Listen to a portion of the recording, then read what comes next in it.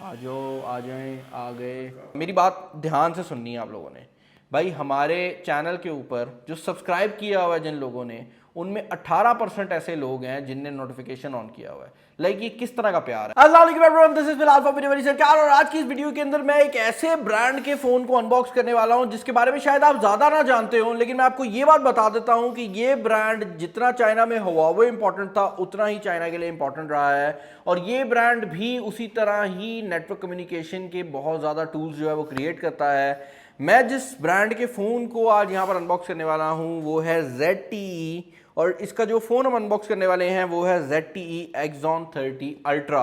अब आप लोग अगर ये सोच रहे हैं कि ZTE का नाम नहीं सुना, या आप ये सोच रहे हैं कि इससे पहले अगर सुना भी था तो किसी कम्युनिकेशन डिवाइस के ऊपर कोई मॉडेम वगैरह सुना था कि ZTE का आया है, तो आप बिल्कुल ठीक सोच रहे हैं, क्योंकि पाकिस्तानी मार्केट के अंदर ZTE की डिवाइसेस ज़्यादातर नहीं आती, और जो पॉपुलर डिवाइसेस हैं भी हमें नहीं पता कि वो ZTE की तरफ से आती हैं, बिकॉज ZTE का एक gaming brand Nubia red magic भी है। तो नूबिया रेड मैजिक की जो डिवाइसेस आपने यहाँ पर देखी हैं वो असल में बैक एंड पे ZTE की ही एक कंपनी है। अब आज जो फ़ोन हम अनबॉक्स करने वाले हैं ये ZTE Axon 30 Ultra है। ZTE एक ऐसा ब्रांड रहा है जिसने एक्सपेरिमेंटेशन बहुत ज़्यादा किया है। इवन अगर आप ZTE 30 सीरीज़ की बात करते हैं तो इसका जो नॉर्मल ZTE 30 वाला वर्जन है, ये तो अल्ट्रा है ना, जो नॉर्मल वर्जन है उसके अंदर अंडर डिस्प्ले कैमरा दिया गया है। और ZTE पूरी दुनिया की पहली कंपनी थी जिसने हमें अंडर डिस्प्ले कैमरास प्रोवाइड किए। तो अंडर डिस्प्ले टेक्नोलॉजी इस कंपनी से स्टार्ट हुई है। और ये जो फ़ोन है ये इनका वो फ़ोन है जिसके अंदर इन्होंने सिर्फ वो टेक्नोलॉजीज़ यूज़ की हैं जिनको ये ट्राइड एंड टेस्टेड कहते हैं, लेकिन ये जो टेक्नोलॉजीज़ हैं ये बिल्कुल उसके अल्ट्रा लेवल पे लेकर आए हैं, क्योंकि आपको पता है जब अल्ट्रा का नाम आता है तो भाई वो अल्ट्रा ही होता है। इस मोबाइल फ़ोन की अगर आप प्राइस टैग की बात करते हैं तो ये अराउंड 1.5 लाख के करीब का पाकिस्तानी मार्केट में आपको मिल जाएगा, और उसके बाद आपको जो इसकी PT अप्रूवल है वो सेपरेटली करवानी पड़ेगी। तो this is an expensive device, लेकिन देन अगेन यहाँ पर जो स्पेक्स लगाई गई हैं वो भी उस प्राइस टैग को काफ़ी हद तक जो है ना वो कहती हैं कि भाई जस्टिफाई ही करती हैं। ये बात मैं बता दूं कि आज की वीडियो मतलब क्रेजी डिवाइस आई है ना भाई, आज की वीडियो किस तरह से स्पॉन्सर होगी। आज की वीडियो स्पॉन्सर की है एब्सोल्यूट टेक वालों ने। जब भी कोई क्रेजी फ़ोन आता है तो उनकी तरफ से ही आ रहा होता है, और मैं कोशिश करूँगा कि जल्दी आपको जो नॉर्मल वाला Axon 30 है वो भी दिखा दूं, लेकिन आज के लिए हम इस फ़ोन को अनबॉक्स करने वाले हैं। मेरे पास जो इस मोबाइल फ़ोन का वेरिएंट मौजूद है ये आपको 12 GB रैम और 256 GB वाले वेरिएंट में देखने को मिलता है। तो ये 1.5 लाख के करीब इसलिए भी है कि ये इस मोबाइल फ़ोन का जो अल्ट्रा वेरिएंट है उसका भी टॉप एंड वेरिएंट है, तो अल्ट्रा का भी अल्ट्रा वेरिएंट लेकर आए हैं हम। यहाँ पर मेन हाइलाइट्स की अगर आप बात करते हैं तो ये ऑब्वियसली Qualcomm Snapdragon 888 चिपसेट के साथ आता है, 5G सपोर्टेड डिवाइस है, Qualcomm एप्टेक्स की सपोर्ट दी गई है, Wi-Fi 6 इस मोबाइल फ़ोन के अंदर लिखा गया है, लेकिन इससे ज़्यादा डिटेल्स हमें बॉक्स के ऊपर देखने को नहीं मिलती। और यहाँ पर अगर आप इसको ओपन करते हैं तो आप एक चीज़ नोटिस करेंगे कि इसका जो बॉक्स है वो बहुत ज़्यादा हवावे टाइप का लग रहा है। लाइक अगर आपने हवावे की मेट सीरीज़ कभी परचेस की हो तो इसका बॉक्स भी वैसा ही लग रहा है। उसकी रीज़न ये है कि ये दो ब्रांड्स ही चाइना के अंदर काफ़ी ज़्यादा पॉपुलर हैं। और फ़ोन को हम यहाँ पर ऑन कर लेते हैं। इस फ़ोन के अंदर बड़ी ही क्रेजी किस्म की चीज़ें लगाई गई हैं, तो हम उन चीज़ों को भी देख लेंगे।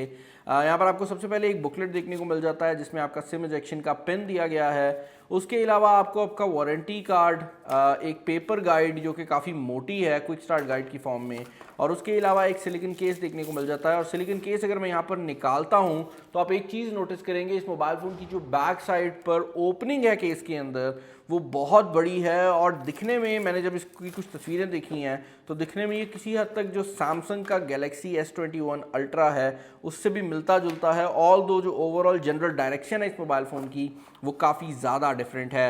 यहाँ पर आई एम अज्यूमिंग कि इस मोबाइल फ़ोन के अंदर जो पावर ब्रिक है वो आपको देखने को मिल जाएगी, और इस मोबाइल फ़ोन के साथ आपको एक फास्ट चार्जर देखने को मिल जाता है जो कि 65 वाट की चार्जिंग आपके मोबाइल फ़ोन को प्रोवाइड कर सकता है। USB Type-C की चार्जिंग के साथ आ रहा है। और इसके अलावा भाई यहाँ पर क्या है, इसके अलावा यहाँ पर आपको देखने को मिल जाता है एक USB to normal headphone jack converter. इस मोबाइल फ़ोन के अंदर आपको ईयरफोन्स जो हैं उनके लिए जैक नहीं मिलता, तो आपको ये जो कन्वर्टर है ये यूज़ करना पड़ेगा। और इसके अलावा यहाँ पर आपको एक वायर देखने को मिल जाती है जो कि Type-C टू Type-C वाली है। तो nothing special there, like obviously आप इतने पैसे खर्चते हैं तो यू एक्सपेक्ट कि आपको टॉप एंड एक्सेसरीज जो हैं वही देखने को मिलेंगी। यहाँ पर ये जो मोबाइल फ़ोन है ये MyOS के साथ आ रहा है, तो हम इसका जो प्लास्टिक है ये रिमूव कर लेते हैं भाई। और उसके बाद हम इसकी जो डिज़ाइन है उसके ऊपर एक जनरल नज़र जो है वो मार लेंगे। जैसे मैंने आपको बताया है कि इसका जो डिज़ाइन लैंग्वेज है वो गैलेक्सी S21 अल्ट्रा से काफ़ी ज़्यादा मिलता जुलता है। उसकी रीज़न ये भी है कि यहाँ पर बड़े सेंसर लगाए गए हैं, और उसके पीछे रीज़न ये भी है कि जनरली जो इस लेवल पे फ़ोन्स आते हैं उनमें इतने कैमरास नहीं होते, या उनमें अगर कैमरास होते भी हैं तो वो इतने केपेबल नहीं होते। तो इस तरह की जो एग्जांपल है ना वो गैलेक्सी S21 अल्ट्रा ही है जिसमें मैं ये कह सकता हूँ। एक और चीज़ जो कि काफ़ी इंटरेस्टिंग है वो ये है कि इस मोबाइल फ़ोन के जो ऊपर वाली साइड पर 3 कैमरा लेंसेज दिए गए हैं ना, वो दिखने में साइज़ में काफ़ी बड़े लगते हैं। और जनरली होता ये है कि आपको मोबाइल फ़ोन के ऊपर एक सेंसर बहुत बड़ा नज़र आता है और बाकी सेंसर नज़र आ रहा होता है कि छोटे सेंसर लगाए गए हैं, क्योंकि उनकी मेगापिक्सल काउंट जो है वो कम की गई होती है।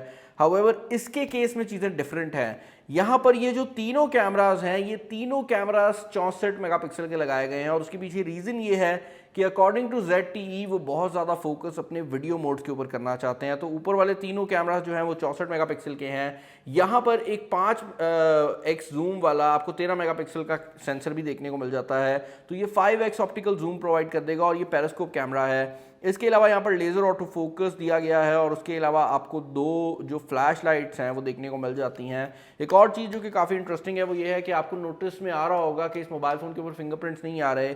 उसके पीछे रीज़न ये है कि इसको बहुत ज़्यादा मैट फिनिश जो है वो दी गई है। ऊपर वाली साइड जो है वो काफ़ी हद तक क्लीन है, नीचे वाली साइड भी स्ट्रेट है, और यहाँ पर आपको आपकी सिम की जो ऑप्शन है वो देखने को मिल जाती है। हम सिम सिचुएशन भी चेकआउट कर लेते हैं कि इस मोबाइल फ़ोन में कैसी है, और उसके बाद हम आगे बढ़ जाएंगे। इस मोबाइल फ़ोन के अंदर आप 2 सिम कार्ड जो है वो एट अ सिंगल टाइम डाल सकते हैं। मेमोरी कार्ड की ऑप्शन नहीं दी गई।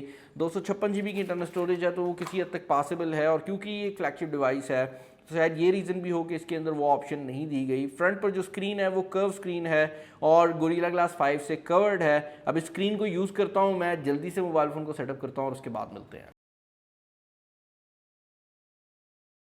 ओके भाई, तो फ़ोन मैंने यहाँ पर रेडी कर लिया है। अब सबसे पहली चीज़ जो कि इस फ़ोन के बारे में मैं आपको बताना चाहूँगा वो ये है कि ये जो मोबाइल फ़ोन है ना यार, इस मोबाइल फ़ोन के अंदर आप ये समझे कि ZTE के पास जो गेमिंग के लिए उनने चीज़ें बनाई थी ना वो सब मौजूद थी, वो इन्हें यहाँ पर लगा दी हैं। इस मोबाइल फ़ोन को ऑफिशियली गेमिंग फ़ोन तो नहीं कहा गया, लेकिन इसमें वो सारे शशके हैं जो कि आपको एक गेमिंग फ़ोन में मिलते हैं। फॉर एग्जाम्पल, इस मोबाइल फ़ोन के अंदर पहली बात तो ये है कि पूरी बॉडी के अंदर एक चेंबर बनाया गया है जो कि इसको काफ़ी हद तक जो हीट डिसिपेशन है उसमें हेल्प आउट करता है। दूसरी चीज़, इस मोबाइल फ़ोन के सामने वाली साइड पर ये जो डिस्प्ले लगा हुआ है ये एक एमोलेड डिस्प्ले है, और यहाँ पर क्योंकि एक गेमिंग फ़ोन के अंदर हाई रिफ्रेश रेट एमोलेड होता है तो यहाँ पर 120 हर्ट्ज़ नहीं बल्कि 144 हर्ट्ज़ का एमोलेड डिस्प्ले दिया गया है, जो कि जनरली हम सिर्फ गेमिंग फ़ोन्स के ऊपर देखते हैं। किसी भी नॉर्मल मोबाइल फ़ोन के अंदर हमें ये जो डिस्प्ले है देखने को नहीं मिलता, क्योंकि जनरली 120 हर्ट्ज़ को भी बहुत ज़्यादा कंसिडर किया जाता है, और ये भी डायनामिक स्विचिंग के साथ आता है। तो it can easily go from like a normal 60 hertz to 144 hertz depending upon कि आपको उसकी कितनी हद तक ज़रूरत है।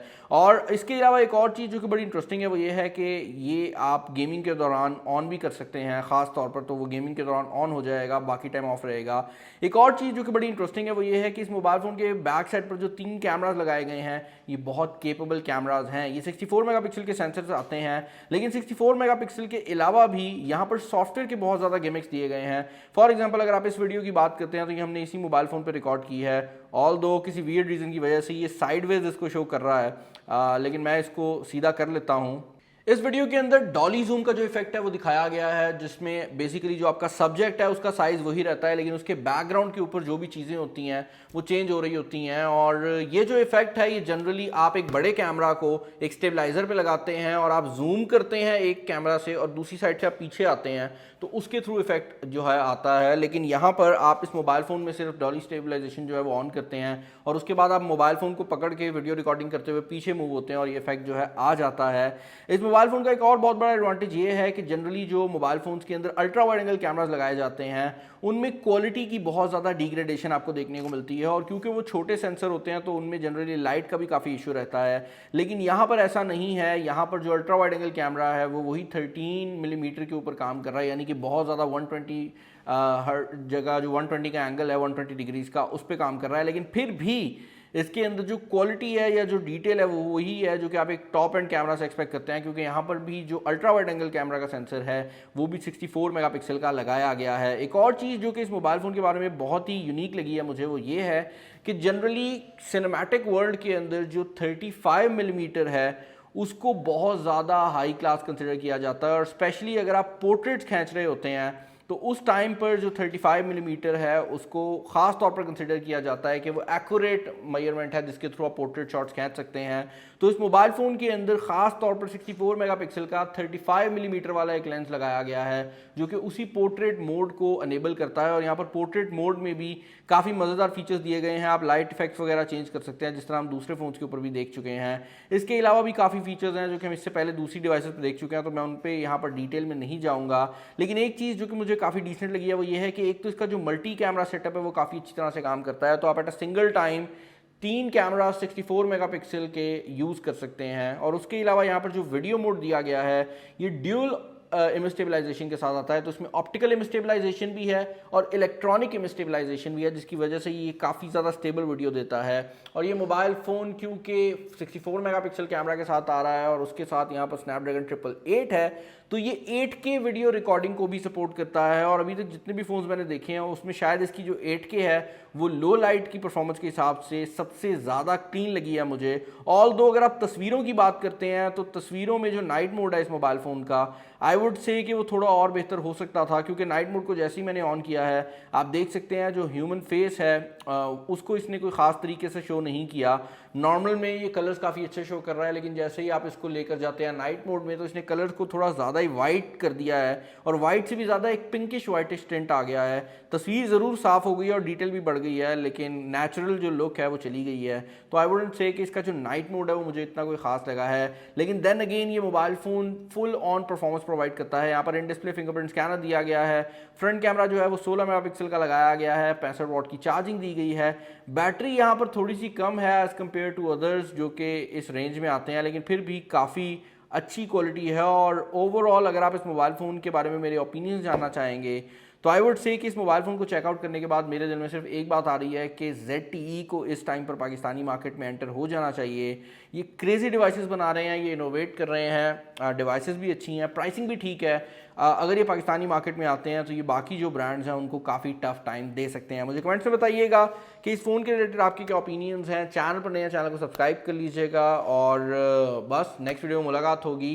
एक चीज़ जो कि मैं क्लियर करना चाहूँगा, मेरी बात ध्यान से सुननी है आप लोगों ने। भाई हमारे चैनल के ऊपर जो सब्सक्राइब किया हुआ है जिन लोगों ने, उनमें 18% ऐसे लोग हैं जिनने नोटिफिकेशन ऑन किया हुआ है। लाइक ये किस तरह का प्यार है। मैं हमेशा कहता हूँ नोटिफिकेशन ऑन करनी है तो सब्सक्राइब करो, ये दरमियान में क्यों रखा हुआ है ना। लाइक ये वो क्यों, मतलब नोटिफिकेशन ऑन ना करना और सब्सक्राइब करना ऐसे ही है कि आपने शादी नहीं करनी, आपने गर्लफ्रेंड बनाई हुई है। ऐसे मत करो, या तो मतलब लंबा निभाओ ना, नोटिफिकेशन ऑन कर लो यार। और जो नोटिफिकेशन ऑन कर रहे हैं ना नीचे ज़रा डन का साइन दे दे, मैं कल फिर चेक करूँगा और फिर मैं कंप्लेन भी करूंगा। कंप्लेन किसको करूंगा, कंप्लेन नहीं कर सकता, लेकिन मिन्नत तरले ही करूंगा भाई, जाके जो है नोटिफिकेशन ऑन कर लो। ख्याल रखना अपना, नेक्स्ट वीडियो में मुलाकात होगी। This is Bilal signing off, अल्लाह हाफिज़।